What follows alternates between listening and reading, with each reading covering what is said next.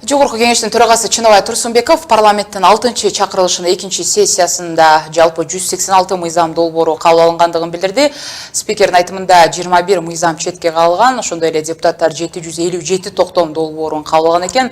Парламент болсо кабыл алган 153 мыйзам долбооруна президент кол койгон. Эске салсак, жогорку кеңештин жыйынтыктоочу отурумунда бир катар депутаттар балдарга карата сексуалдык зомбулукка каршы мыйзам долбоорун кабыл албай тарабаш керектигин билдирип нааразы болушкандар дагы айтылган талаш тартышка карабай бул мыйзам кабыл алынбай эс алуудан кийин парламенттин кароосуна калтырылды.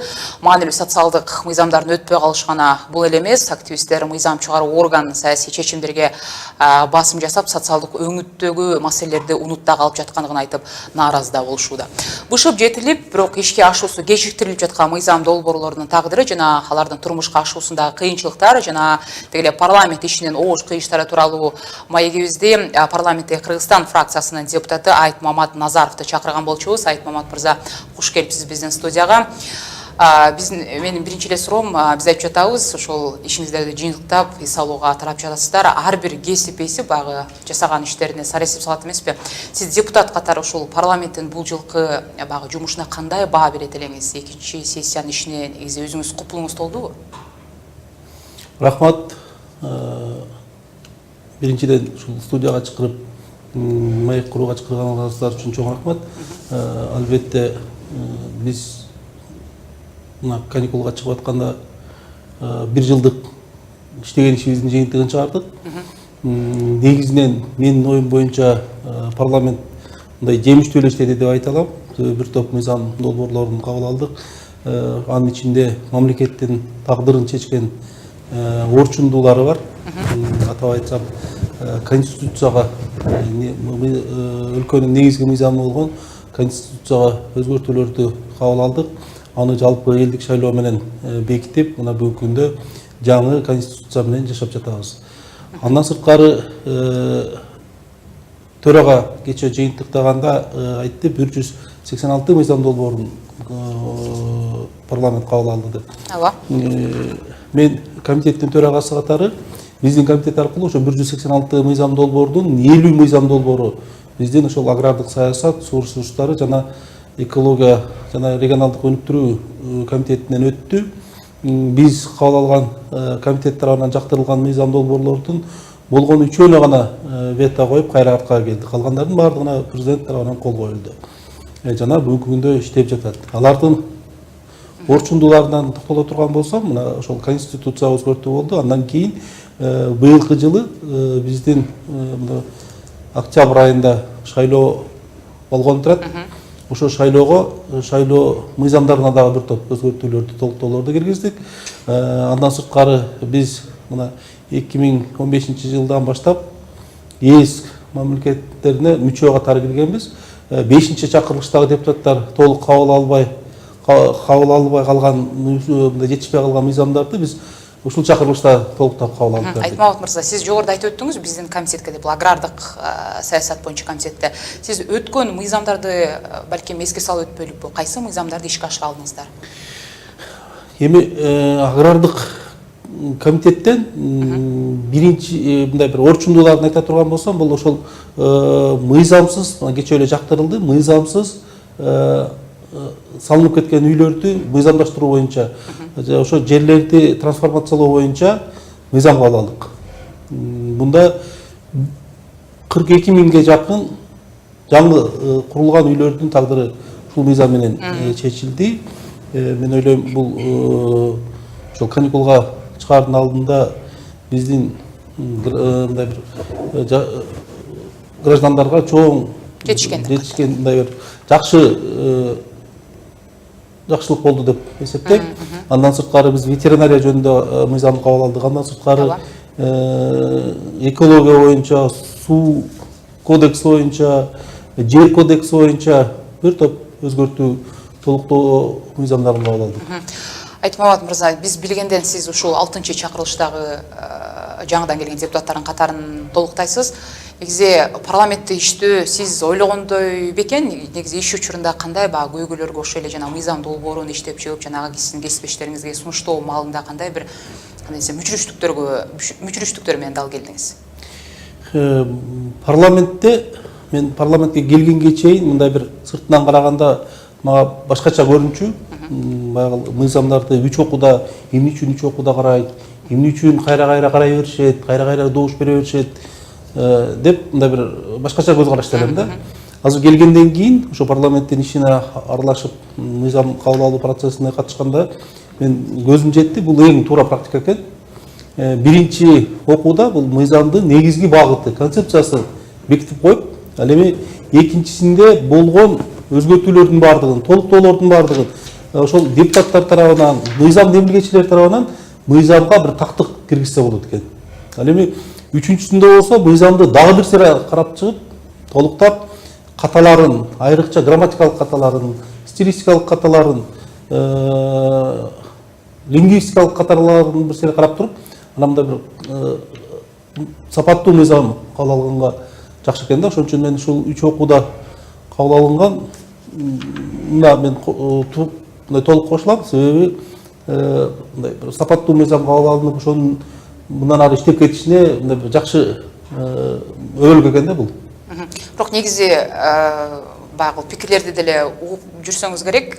6 чакырылыштын депутаты башка чакырылыштарга салыштырмалуу жаңы жүздөр менен толукталды деп толукталганын биз деле билебиз. Бирок ошентсе дагы кийинки келген депутаттар өзүнүн анчейин деле баягы активдүүлүгүн көрсөтпөй жатат деген дагы пикирлер айтылганда, кандай дейсиз? Кошуласызбы? Өзүңүз кандай көрсөттүңүз? Мен ал ойго кошула албайм. Жаңы келгенде, парламент жаңы келгенде, ошол жаңы депутаттар бир аз ошол жумуштун мындай бир ыгына түшкүчөңдүк, мындай бир аз неме болду, мындай бир кыйынчылыктар болду. Ал эми жумуштун ыгына кирип, баягы маанисине түшүнүп кийин баштагы жаңы келген депутаттар башта иштеп жүргөн 2 чакырылыштын, 3 чакырылыштын, 4 чакырылыштын депутаттары менен тегтайлашып эле иштешип, жакшынакай мыйзамдарды кабыл алганга активдүү катышып иштеп атышат. Мен ал ойго кошула албайм. Башында 2015-жылдын ошол аягында иштеп баштадык. Ошол маалда ушундай сын пикирлер айтылган. А бүгүнкү күндө андай сын пикирлер мындай бир туура эмес сын пикирлер деп эсептейм да. Ошентсе дагы бул ошол сессияда сизди өкүндүргөн кайсы бир көрүнүш болду? Мисалы ошол эле кайсы бир мыйзам долбоорун ишке ашпай калганыңызбы, ичиңиз ачышты дегендей? Мындай бир эми мен артка кайтып келген мыйзам долбоорлору боюнча бир оюмду айтайын. Биз ошол биздин комитет аркылуу кабыл алынган айыл чарба тармагында иштеп аткандарга 7%дан ашпаган кредиттерди берүү жөнүндө биз мыйзам кабыл алганбыз. Ушул мыйзам президент тарабынан вето коюлуп кайра келди. Биз азыр анын кайра мындай бир биргелешкен бир вариантын, макулдашылган вариантын иштеп чыгуунун үстүндө иштеп атабыз. Бул ой менин оюмча аябай мындай жакшы эле ой болчу. Бирок баягы кендирди кескен, баягы акча каражаттын жоктугунун айынан ушу мыйзамга вето койгонго президент аргасыз болду да. Эгерде биз каражаттарды мындай бир жакшы пайдаланып, сарамжалдуу пайдаланып, анан ушу айыл чарбасына көбүрөөк көңүл буруп, ошол жака көбүрөөк каражат жумшаганыбызда бул мыйзамды аткарса болот эле да. Айыл чарбасында бир топ жеңилдиктер болот эле. Мына биз ЕСке киргени айыл чарбасында башка мамлекеттер өздөрүнүн айыл чарбасына бир топ дотацияларды берет. А биз болсо ал дотацияларды бере албай атабыз. Ошон үчүн биздин айыл чарба тармагында иштегендер башка Казакстан, Россиянын фермерлер, дыйкандары менен конкуренцияга туруштук бере албайт.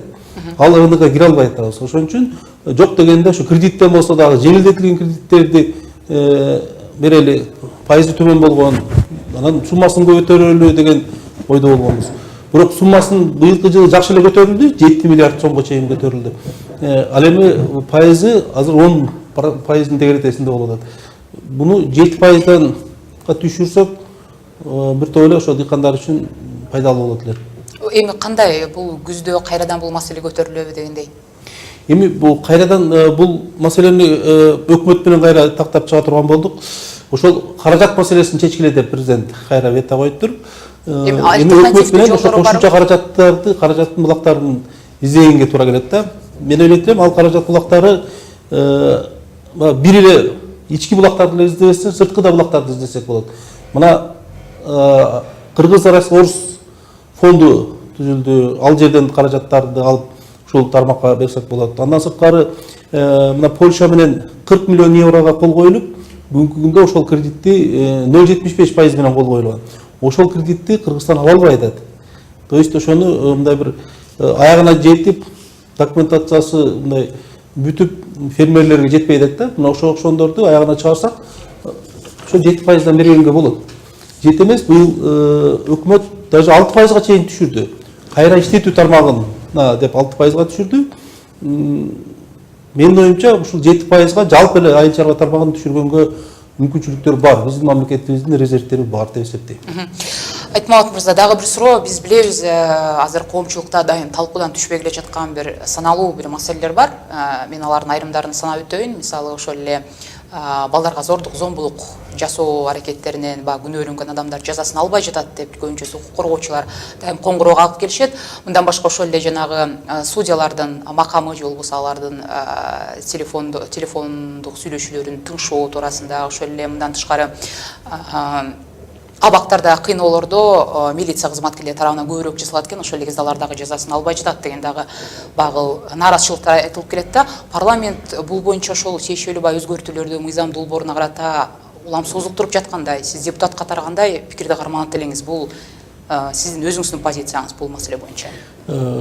Биз кечээ күнү акыркы күнү ошол өспүрүмдөргө карата жасалган кылмыш иштерди мындай бир күчөтүү, жазалоону күчөтүү тартибин карадык. Парламентте бир да адам каршы болгон жок ага. Экинчи окуудан өттү. Бардыгыбыз бир добуштан колдодук, экинчи окуудан өттү. Мага бул мыйзам долбоорунун авторлорунун мындай бир немеси түшүнүксүз болуп калды. Алар 3-чү окуудан дагы кабыл алып бересиңер. Азыр 2-чи окууну кабыл алып, 3-чүдөн да карап кабыл алып бериле. Коомчулук мындай бир талап кылып атат деген түшүндүрмөлөрдү айтып, талап кылып чыгышты да. Эгерде парламент ал 3-чү окуудан деле кабыл алганга каршы эмес. Аны мындай бир 3-чү окуудан деле өтөт бул мыйзам. Колдоого ээ болот. Бирок мыйзам долбоорунун кароонун тартиби бар да. Биз ошол тартипти бузбашыбыз керек. Ошол тартиби менен карап алып кетишибиз керек да. Бул мыйзам долбоору май айынын башында, то есть апрель айынын этегинде, май айынын башында 1-чи окуудан өткөн экен. Аны 2-чи, 3-чү окуудан өткөргөнгө июнь айынын этегине чейин толук мүмкүнчүлүк бар болчу. Эмне үчүн муну мындай бир катып парламенттин кароосуна алып чыкпай отурушту? Мен бул жагдай мага түшүнүксүз болуп калды да. Бирок мен бул мыйзам долбоорун колдойм.